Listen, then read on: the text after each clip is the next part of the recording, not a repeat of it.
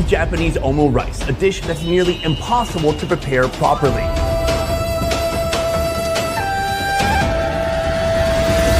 And it's just one of 11 different Asian egg dishes we'll be trying in this video. My God, that was a flavor explosion. From Japan, It looked like it was plastic, like it wasn't even real. to India, Everything about Indian food is flavor maxing. from Korea, Look at that, just mega fluff. all the way to Thailand. There is nothing like this in the USA. Prepare to see egg recipes like you've never seen before, What's that, brother? starting in Vietnam.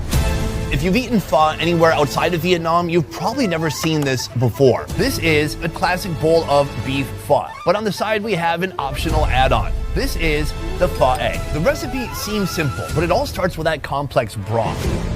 A broth that simmered from early in the morning with a combination of pork bones, meat, charred onion, ginger, and spices. Hours of bubbling away give it a deep aromatic flavor. Just crack in eggs with a bowl while skimming away most of the egg white, and you've got yourself a creamy companion. First they put in the egg yolk and then they pour that broth on top and they cook it, but it definitely doesn't cook all the way through. And that's the fun of this dish. And it's really a one-biter. Look at that. It's like the only way you can tell anything is cooked is that some of the egg white has turned, well, white. But otherwise, this looks almost completely raw. Let's give it a shot.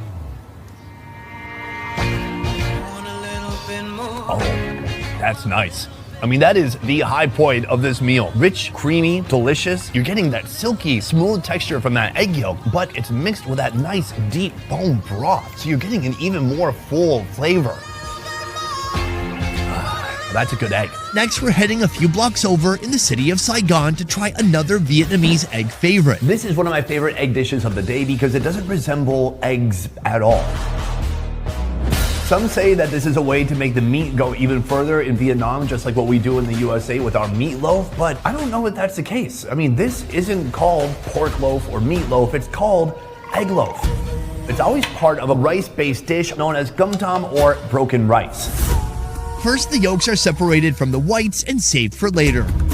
Then a mound of ground pork, pork paste, wood ear mushrooms, and glass noodles are mixed with the egg whites. In go shallots, sugar, salt, pepper, and MSG, mixed by hand until you have one sticky, smooth mass. Press it into a pan, cover it with plastic wrap, and steam for an hour. Then on the top, they take the yolks from the egg, they whip them up, and they spread it across, and that gets steamed too, creating this beautiful color on top. My first time seeing this, my fat American brain thought, oh my God, this is covered in cheese. But no, heartbreaking. Ooh, that's a nice texture. It is very firm and very dense. Let's give it a shot. Cheers. It's so loafy. Here, there's such a consistent, fine, dense texture throughout that's very satisfying to sink your teeth through. Beyond that, it's full of pork, so every bite you take, you're getting a little gush of pork juice. One of the keys to making this dish work is the fact that it's steamed and not baked or not cooked. That makes the texture even more consistent throughout. And even though it's full of all these other ingredients, it's the egg that really shines. And the pork, and the fish sauce, and also the noodles are good too. As our egg adventure continues, we're heading from Vietnam all the way to India. In India, if you put fewer than 5 spices in anything, it's considered bland. Even their water has turmeric. Everything about Indian food is flavor maxing. And with their eggs, it's no different. Right here, a classic Indian egg dish known as egg bhuji. In Hindi, the word burji literally means scrambled. It's pure street food energy. Eggs that push the limits of how much spice is okay to start your day. Shallots, chilies, and tomatoes hit hot oil. Turmeric and red chili powder bloom in the pan. In go the eggs, stirred with consistent movement to break them down into small curds. The moisture cooks off, the scramble turns dry, and the spice waits for its moment. I gotta say, it looks delicious. Let's give it a shot. Cheers. That's nice. First of all, it's spicy. Upon my first bite, I'm noticing there is some serious heat coming off this thing, not to mention the turmeric. So you're getting spices and it's also spicy at the same time. And you've got that tomato coming through, onion, and then coriander, adding a little bit of freshness. What I respect about these eggs is that in India, everything is spiced to the gills. I swear, I have seen some curries in India that have 15, 20, maybe 25 different spices inside. But here, they've only put in 5 or 6 spices. To me, that shows restraint, and that shows discipline. From the home of Bollywood, we're headed to the birthplace of K-pop. Welcome to Korea. Here, this meat-obsessed nation has managed to whip up an egg recipe that pairs perfectly with barbecue. Welcome to the next country on our expedition, South Korea. Right here we have an egg dish known as keranjim, or steamed eggs. Oh my God, look at that. Just mega fluff. If you were in a car crash, you would want to have whatever this is inside the airbag. For amateurs attempting to cook a fluffy egg tower like this, things can go wrong fast. But not if you follow this ancient Korean recipe. First, eggs are whisked with salt and seasonings, then strained until completely smooth. In that clay pot, chicken stock and chopped carrots are mixed and brought to a rolling boil. The egg mixture is poured in until it settles. Now drop the heat and stir gently for several minutes. Finally comes the secret to creating that extra layer of fluffiness. They seal the pot with another one on top. Then steam for 2 minutes until the eggs have risen and set. Finish it off with a drizzle of sesame oil and a sprinkle of sesame seeds. The hardest part about eating this dish is being patient because it is so hot and so steamy. Let's give it a shot. So good, so satisfying. A consistent texture throughout, something between spongy and fluffy, and it's full of that delicious chicken broth. It's really savory too. Here's the thing, when you're drinking, you've got meat, kimchi, vegetables, so for me the steamed egg is like guilt-free drunk dining. But that's potentially too many eggs. American doctors recommend no more than 2 eggs a day. Korean doctors disagree. From Korea, we're headed right next door to the land that invented the 1,000-year-old egg, China. China is also the birthplace of tea, the primary ingredient in our next Asian egg recipe. Welcome to Chinatown. Actually, we've been to Vietnam this whole time. I'm so sorry. Now, as much as I've traveled throughout Asia, this is an egg dish I have never seen before. Anytime you see Chinese food that has a broth like this that's nearly black, you could guess that it's probably gonna have a medicinal flavor to it. This is something a little bit different. Even though it's herbal, this is being sold as a dessert. This dish is known as the Songji Sheng tea egg, named after mulberry mistletoe, a powerful herb used in traditional Chinese medicine for thousands of years. Surely you've heard of Chinese tea eggs. They're also known as marbled eggs. Well, this is the cousin of that, the herbal Chinese tea egg. This dish is made from 3 components. First, the broth, or tea. Into boiling water goes rinsed mulberry mistletoe. The tea simmers for hours, giving it a deep color and herbal aroma. The leaves are removed and rock sugar added to soften the bitter taste. Oh, interesting. The flavor is aromatic and earthy. To take it up a notch into full dessert territory, add in sweet braised longan. Right, it's a fruit, slightly sweet but on the mild side. Overall, these flavors are really interesting. Finally, there are the eggs, fully cooked and peeled, simmered in the broth until they turn brown, absorbing some sweetness and that mild herbal aroma. Now, when you look at the color itself, it kind of resembles a soy sauce egg. It's very dark, but I'm curious how deep this tea blend has penetrated into the egg. Oh, the outside has been completely dyed that dark brown, a deep mocha of deliciousness. I am fascinated, confused, perplexed, excited, tantalized. Overall, the flavor is shockingly floral, medicinal, a bit sweet, and deeply herbal. But when you bite into it, you're mostly like, oh, that's a hard-boiled egg. To be honest, I don't think this is meant to be taken out and eaten dry like this. All the flavor, all the personality is in that soup. So without the soup, I mean, it's like a fish out of water. From China, we're heading to the land of smiles. Welcome to Thailand, a place known more for noodles and curry.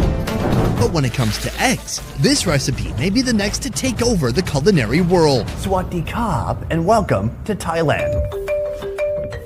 Thai food is famous around the world. There's pad thai, there's tom yum, and then there's this, the Thai egg dish no one's ever heard of before. These are called son-in-law eggs. The name is shrouded in mystery, but let me tell you what I found in my research. Hey ChatGPT, tell me what I found in my research. The folklore is that mothers cook this for their misbehaving son-in-laws. So imagine I'm married to a Thai lady, her mother cooks this for me. But why? Because the fried eggs symbolize male anatomy getting punished. What? This egg recipe is even wilder than its origin story. It starts with a 7-minute boil. They get peeled, then cooked again. This time dropped in a sizzling deep fry until the skins blister and turn golden brown. Now for the sauce. Oil heats up, shallots and garlic sizzle. For me and for most people from the Midwest, add a little bit of salt and we're good. But here, they piled on even more flavor. Tamarind pulp, rock sugar, chili sauce for heat, tomato sauce for color, and a heavy splash of fish sauce. Strain it smooth and drown the eggs in that sticky glaze. If you want a delicious soft-boiled egg, you don't want that yolk to cook all the way through. Here you can see it looks gooey, sticky, soft, creamy, incredible. Oh, let's toss it back.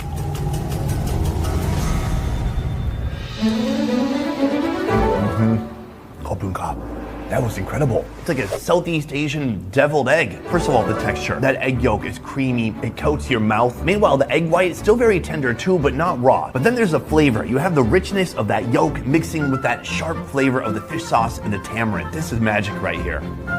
It is wild to have something this decadent and then to realize, oh yeah, I'm just eating eggs. Eggs don't have to be boring. Instead of simply frying an egg and adding salt and pepper, we could be doing so much more. We could be destroying the male anatomy of our son-in-laws. While we're in Thailand, we have one more egg contender to check off our list. It's both an omelet and a hard-boiled egg at the same time. A food that'll make you question everything you know about eggs. They're known as Thai grilled eggs, and these guys are wild. Ugh, what's that, brother? It looks like its brain is growing out of its skull. Now, I want to show you the best part. How would you even describe that color? Kind of a mustardy light yellow? Typically, if you had a hard-boiled egg, you would rip it open and see that nice yellow, greenish, chalky yolk on the inside. But this, boom, nothing. Just one even eggy consistency all the way through. Now that is wild. This isn't just cooking. It's a laparoscopic egg surgery. First, puncture the shell, just barely, then drain its contents. We'll be saving that calcium casing for later. It is a recipe that's labor intensive. It takes a lot of work and you have to crack these eggs properly. If you crack it all the way down the middle, you gotta trash it. That said, in spite of all the labor that goes into this, it's not that much more expensive than just a hard-boiled egg you'd find on the street. Flavor the egg with salt, fish sauce, seasoning powder, sugar, agar-agar, and pepper. Beat it smooth. Then do the unthinkable. Funnel it back inside the vessel from which it came. They could just put this inside of some kind of a cupcake tin, but no, they're still utilizing the egg. The shell becomes its own cooking vessel. Now it's time to hit the steamer. Tuck in some pandan leaves. This is a recipe that anybody could pull off, but I've never heard of it even after living in Asia for over 15 years. As the aroma builds and hits your nostrils, the seasoned egg mixture transforms into an omelet of the oddest variety. Finally, grill it over charcoal. When the shell starts to burn and the inside smells smoky, it's time to eat.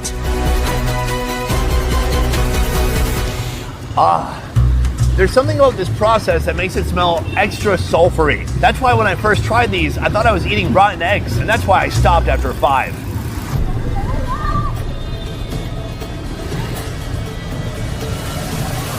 Those are amazing.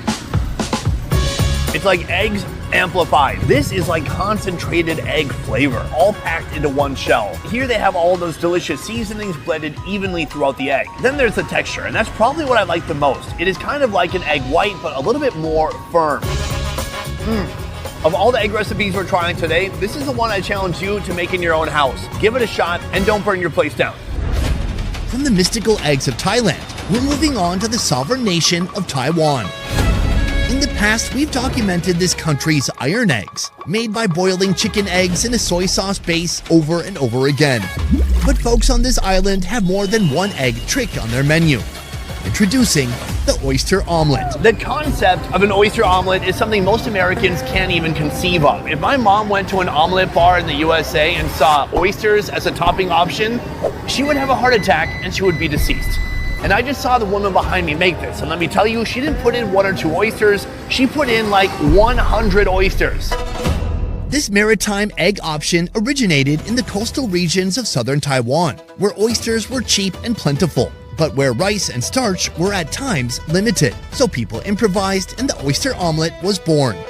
It starts with a bowl of fresh oysters, seasoning powder, 5-spice powder, and MSG. Add a splash of sticky cornstarch slurry, spring onions, and crack an egg right on top. Give it a quick mix and it's off to the walk. This is still branded as an omelet, but I would argue it could also be called a pancake. Here's why. It all starts with oil. Then on top of that oil, instead of putting the egg in first, she puts in a slurry of cornstarch. Now pour in the oyster and egg mixture. Let that starch gel together. Flip it fast and slice it down the middle. Here it's served over lettuce with some fresh herbs and a side of fish sauce. On the top, it looks super crunchy. It actually smells and looks delicious. When you peel it back and reveal the underside, there are dozens and dozens of little slimy oysters that have infiltrated my omelet. Let's toss it back, baby.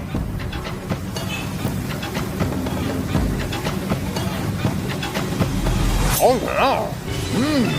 You can hardly feel the oysters. They're in there somewhere, but my God, that was a flavor explosion. The first thing you feel isn't a slimy oyster, it's oodles and oodles of oil. There's so much oil here that at any moment, Trump is gonna send the US military to capture this omelet's president. Now that is a lot of oil. When it comes to oysters, people are used to seeing big, slimy, slippery oysters, but when they're small like this, it's a completely different game. It is much less slimy and the texture is a lot more solid. Beyond that, you have a little bit of crispiness from the fried omelet. Put it all together, and this is a feast for the senses. Now that's nice. From Taiwan, we take a short trip across Asia to the land of precision and perfection. Welcome to Japan. Here, they do eggs a little differently. Now Japan, probably more than any other country in Asia, has the most unique egg dishes. Everything from fluffy egg salad sandwiches to sterilized eggs that you can eat raw and dip your sukiyaki meat into. Throughout history, there's been no better duo than eggs and Japanese people. Over time, Japanese chefs competed to make them softer, silkier, and more visually impressive. This led to the creation of the tornado egg. This thing looks amazing. It looks like a work of art. Actually, at first when I looked at it, it looked like it was plastic, like it wasn't even real. This is a dish that's kind of confusing, the tornado egg. Not as popular as Japan's tsunami egg, but still pretty good. First, the eggs hit a splash of milk. Beat them smooth, then pour it into the hot pan. Now the technique. Anchor the center with chopsticks. Gently twist, pulling the cooked layers in while allowing the raw egg to flow out into the gaps, creating a literal vortex of soft golden layers. Once it's cooked barely enough to hold its form, the egg is draped over rice. Flood it with a rich beef curry. Dust it with Japanese 7-spice and a final sprinkle of sesame seeds. It smells very spiced, it smells fragrant, it smells like a typical Japanese curry. So I'm gonna now cut into this, and I think the goal is to scoop a little curry, egg, and rice at the same time. Oh, that's nice. Let's toss it back.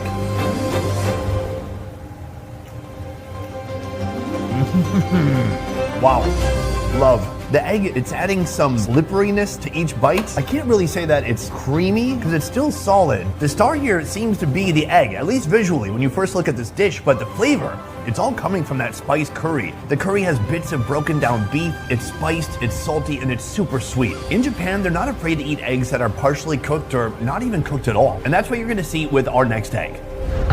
Our next Japanese dish right here, onsen tamago, or the Japanese hot spring egg. In Japan, you often hear the word onsen when people are referring to going to a hot spring in the countryside to relax. Well, these eggs are basically getting the same treatment. The onsen egg was not born in a kitchen, but in Japan's natural hot springs, where eggs are cooked outdoors using naturally heated water. Today, onsen eggs have become part of everyday Japanese cuisine. What makes the onsen egg really unique is the way it's cooked. It's simple, but it's not easy. Here's how it's made when you don't have a hot spring handy. First, bring the water to a boil.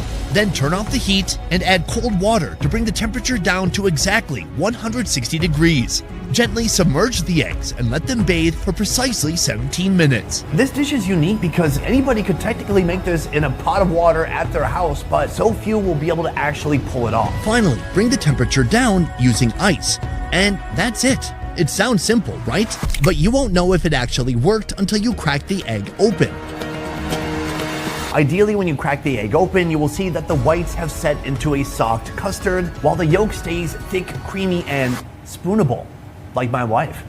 Serve it with a savory Japanese soup stock and 7 spice. Let me be honest, this is my first time having an onsen egg. Oh, look at that. The egg white itself is still runny. It kind of looks like snot.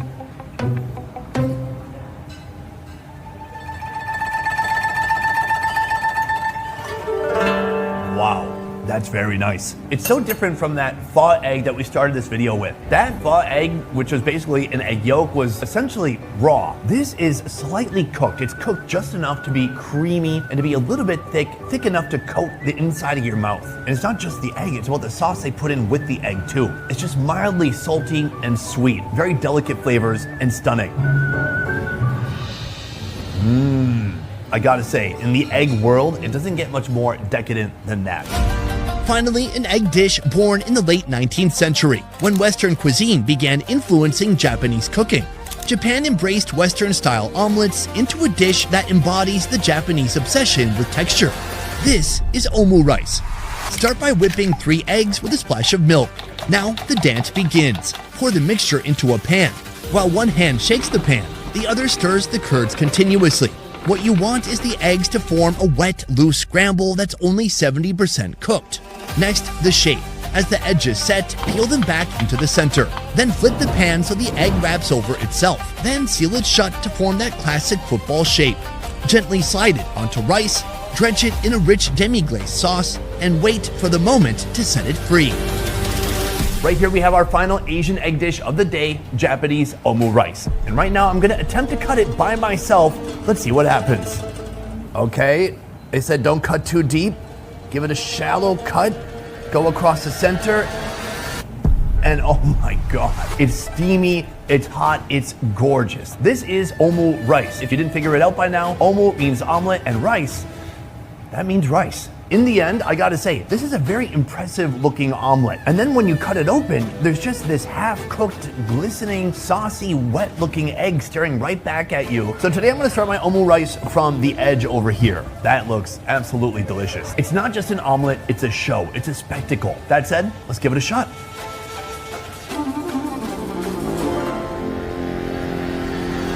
Wow. That is delicious. What a flavor combination. This demi-glace, this sauce is absolutely packed with flavor. It is sugary, it is savory, it is packed with a beefy punch. But the sauce alone is obviously too much. You need to mix it with that rice to cut through it a little bit. And then that egg on top is kind of like the cherry on top. That is to die for. I gotta say, this is a great way to end the day. I've had omu rice before in Korea, where I lived for 8 years, and sorry my Hanguk chingus, but this is out of this world. In this video, we tried 11 eggs from all across Asia, but if I had to choose one that was my absolute favorite, it would be the Thai grilled egg. I know, surprising, yeah? Because it might seem like I'd pick one of the Japanese ones. Those are also very good, but there's something special about that Thai grilled egg. First of all, it's an egg few people have ever tried before, except for Thai people, I guess. Even though the omu rice was delicious, there's so many other ingredients involved, but the Thai grilled egg, it's just about the egg, baby. A little bit of seasoning, a little bit of a mix, put it back in the shell. That to me is Asian egg magic. But that's just my opinion. Guys, let me know what you think downstairs in the comments down below. Which of these eggs would you absolutely love to try for yourself? Otherwise, thank you so much for watching. I will see you next time. Peace. Bye.